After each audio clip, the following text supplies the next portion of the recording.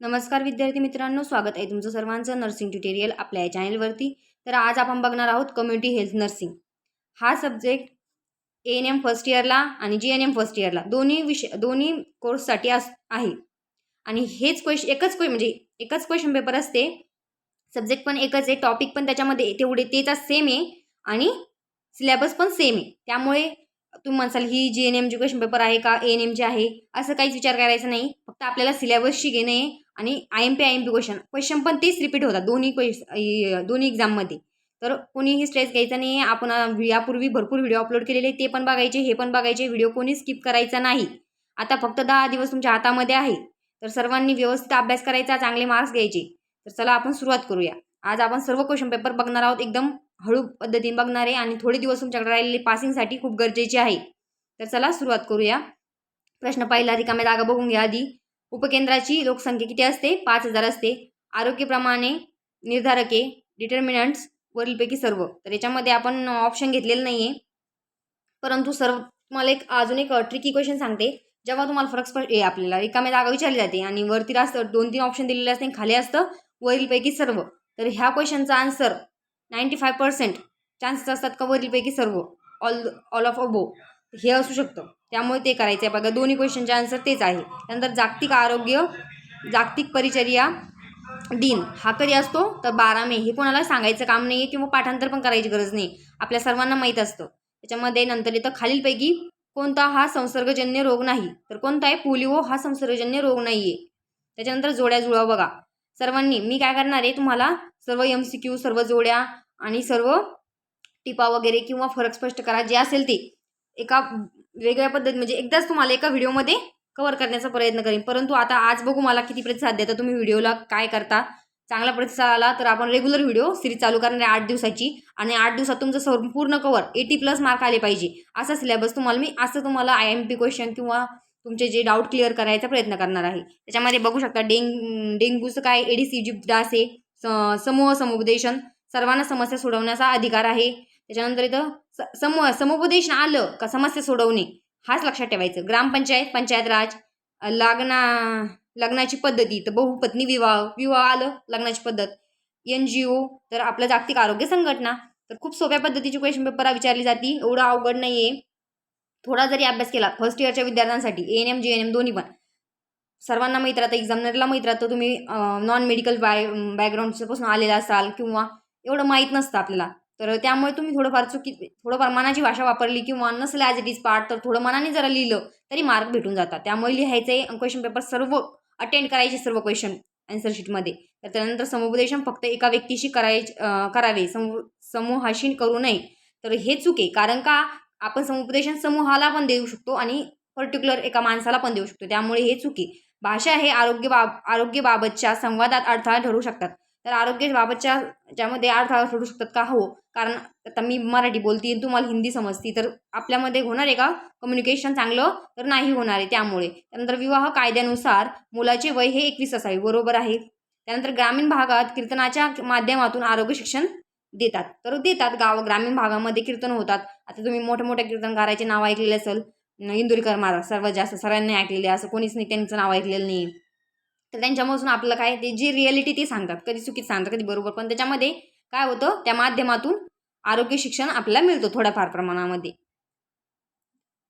त्यानंतर शिक्षण म्हणजे ज्ञान, कौशल्य, दृष्टिकोन यांचा विकास होईल, तर हे बरोबर आहे. त्याच्यानंतर व्याख्या बघू आपण. आता वेळ जवळपास व्हिडिओ थोडा लेंथीच होणार आहे, परंतु तुम्हाला जर चांगले मार्क पाहिजे असेल तर तुम्हाला अभ्यास करणं खूप गरजेचं आहे आणि हा व्हिडिओ बघणं पण खूप गरजेचं आहे. यापूर्वीही आपल्या चॅनलवरती भरपूर व्हिडिओ मी अपलोड केलेले, IMP क्वेश्चनच्या लास्ट इयरच्या पण केलेले. आता आम्ही परत एकदा व्हिडिओ जेवढे कमीत कमी काढता येईल मला IMP क्वेश्चन ते काढते, मी तुम्हाला प्रोव्हाइड करण्याचा प्रयत्न करते. फक्त तुमचा प्रतिसाद द्या मला चांगला. हे 8च दिवस तुमच्या हातात आहे. ANMच्या विद्यार्थ्यांसाठी सांगते आणि GNMच्या विद्यार्थ्यांसाठी 15 दिवस आहे अजून. तर चांगला अभ्यास करा. दोन्ही विद्यार्थ्यांसाठी सांगते. 80+ आले पाहिजे आपल्याला.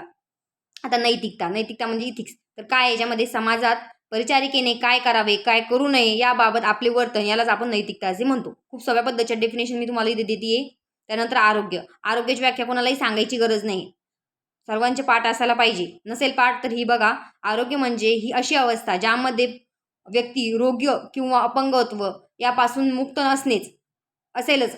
पण ती शारीरिक, मानसिक आणि आध्यात्मिक दृष्ट्यातही सुस्थितीत असेल. म्हणजे त्याचा फक्त रोग नसणे किंवा अपंगत्व नसणे म्हणजेच आरोग्य नसून, आरोग्य काय शारीरिक, मानसिक, बौद्धिक, भावनिक या सर्व सुदृढतेची अवस्था आहे. त्याच्यानंतर घ्या आपली आरोग्य शिक्षण. आरोग्य शिक्षणाची व्याख्या बघा. वैयक्तिक आरोग्य कसे राखायचे, लोकांच्या ज्ञानात जागरूकता वाढवणे आणि समस्या समजावून घेणे, त्यावर उपाययोजना करणे म्हणजेच आरोग्य शिक्षण होय. त्यानंतर समुदाय, कम्युनिटीची बघा, ही डेफिनेशन आहे, ही थोडी खूपच लेंदी आहे. कम्युनिटीची मी दुसरी डेफिनेशन तुम्हाला थोड्या वेळाने देईल, किंवा ही येत असेल तर ही एकदा लिहून घ्या तुम्ही, सोपी वाटत असेल तर.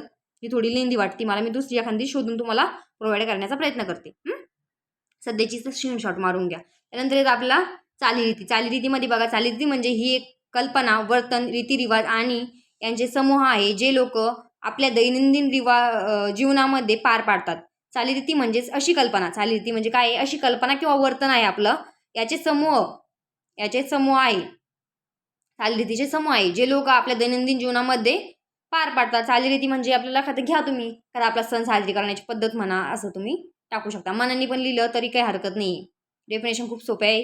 जातीची डेफिनेशन, वर्गाची डेफिनेशन. जात म्हणजेच काय, जेव्हा एखाद्या वर्गाला अगदीपणे अनुवंशिकतेच्या तत्वावर आधारलेल्या असतो त्यालाच आपण जात असे म्हणतो. वर्ग काय असतो, संपत्तीची प्रतिष्ठा. म्हणजे वर्ग म्हणजे काय, आपण काय म्हणतो, मिडल क्लास आहे, हायर मिडल क्लास आहे. तर याच्यामध्ये काय होतं, गरिबी, आपली जी संपत्तीची प्रतिष्ठा असते त्यावरून आपले वर्ग केलेले असतात. अधिकार यांचे सामाजिक आणि यामध्ये शिक्षण मिळवत व व्यवसाय यांचा समावेश होतो. विशेषतः पाश्चात देशात जातीपेक्षा या प्रकारामध्ये वर्गीकरण केले जाते. आपण आता ग्रामीण भागामध्ये राहतो तिथे जातीवाद असतो. परंतु जे लोक वेल एज्युकेटेड असतात किंवा त्यांच्याकडे जास्त संपत्ती असते त्यांच्यामध्ये हायर क्लास, मिडल क्लास असे असतात. तर याच्यामध्ये तुम्ही समजू शकता. त्याच्यानंतर कुटुंबाची पण डेफिनेशन पाठ करायची आहे. ज्या समूहात निश्चित स्वरूपाचे दीर्घकाल चालणारे लैंगिक संबंध असतात व त्यातून प्रजनन निर्माण होऊन आपल्या पाल्याचे संगोपन केले जाते त्या व्यक्ती समूहास कुटुंब असे म्हणतात. ही डेफिनेशन सगळ्यात सोपी आहे. त्याच्यामध्ये काय सांगितलं, निश्चित स्वरूपाचे दीर्घकाल चालणारे लैंगिक संबंध. लैंगिक संबंध म्हणजे काय, त्यांच्यात संबंध असणारे व त्यातून प्रजनन निर्मिती होणारी, म्हणजे त्यांना एक बाळ होणारी आणि त्याचं नाही का ते संगोपन करणारे, आणि त्या व्यक्ती समूहास, जे व्यक्ती समूह असतो त्या समूहास आपण काय म्हणतो, कुटुंब असे म्हणतो. त्याच्यानंतर आशा. आता आशाची मी ते एक्सप्लेन करणार नाही, कारण आपल्या चॅनलवरती ऑलरेडी आशाचा व्हिडिओ बनवलेला आहे मी. त्याच्यावरती जवळपास 5 मार्काचा क्वेश्चन येतो. याच्यावरती कम्युनिटी हेल्थ प्लेलिस्ट बनवलेली, कम्युनिटी हेल्थ नर्सिंगची. त्याच्यामध्ये फर्स्ट इयरच्या आणि सेकंड इयरच्या, फर्स्ट इयरच्या JNM first year, ANM first इयरच्या विद्यार्थ्यांनी जायचं आणि त्याच्यावरती जेवढं स्टडी मटेरियल अवेलेबल आहे ते आजच्या आज बघायचं आणि उद्यापासून अभ्यासाला सुरुवात करायची. याच्यानंतर रेग्युलर व्हिडिओ टाकण्याचा प्रयत्न मी करणार आहे, परंतु तुमचा प्रतिसाद मला मिळणं खूप गरजेचं आहे. तर सर्वप्रथम जायचं, आपल्या प्लेलिस्ट बघायच्या, त्याच्यामध्ये स्टडी मटेरियल आहे ते बघायचं, अभ्यास करायचा. त्यामुळे मी आता अशा तुम्हाला समजून सांगत नाही, कारण व्हिडिओ खूप लेंदी होतोय. मला 8 मिनिटाचा व्हिडिओ बनवायचा आहे, तर आताच 8 मिनिटं होऊन गेले. त्याच्यामध्ये मी तुम्हाला फोटो काढायचे असेल त्याच्यामध्ये मी जो आशाचा व्हिडिओ अपलोड केलेला आहे का, त्यामध्ये सुद्धा मी हे सर्व अपलोड केलेलं आहे. कामाचे नियोजन कसे करायचे, त्याच्यानंतर आशा सेविकेचे कार्य काय, तर कार्यसुद्धा तुम्ही फक्त एकदा वाचले ना तरी पण लिहू शकता. याचा फक्त आशाचं एवढं हार्ड नाही. एकदा जर वाचलं किंवा एकदा व्हिडिओ जर बघितला तुम्ही तर तुमचे कन्सेप्ट क्लिअर होऊन जाणार आहे.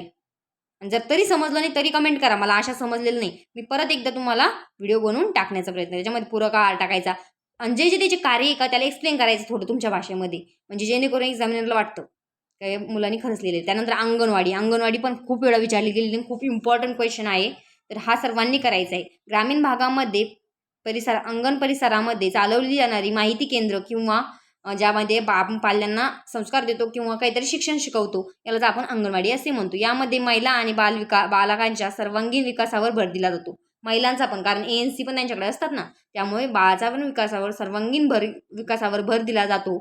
यामध्ये 3 ते 5 वर्ष वयोगटातील बालकांना पूर्ण प्राथमिक प्रशिक्षण देणे, तसेच माता बालक यांच्यातील आरोग्य, आहार, कुपोषण या अन्य बाबीकडे लक्ष दिले जाते. म्हणजे कुपोषण प्रिव्हेंट करण्यासाठी कोण रोल करतं, मेन रोल कोण करतं, तर अंगणवाडी कार्यकर्ते. तर अशा कार्यांचा समावेश अंगणवाडीमध्ये होतो. त्याच्यामध्ये त्याच्या अंगणवाडी कार्यकर्त्यासाठी काय लागतं, तर 10वी पास लागते ती, त्याचं आणि वय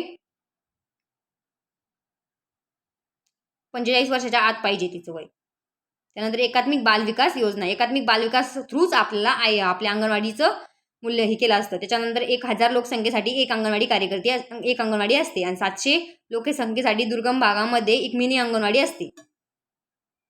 दुर्गम भागामध्ये किती असते 700 आणि आपल्या नॉर्मलमध्ये 1000. त्यानंतर पूरक आहार पुरवला जातो. ते पूरक आहार व्यवस्थित एक्सप्लेन करायचा.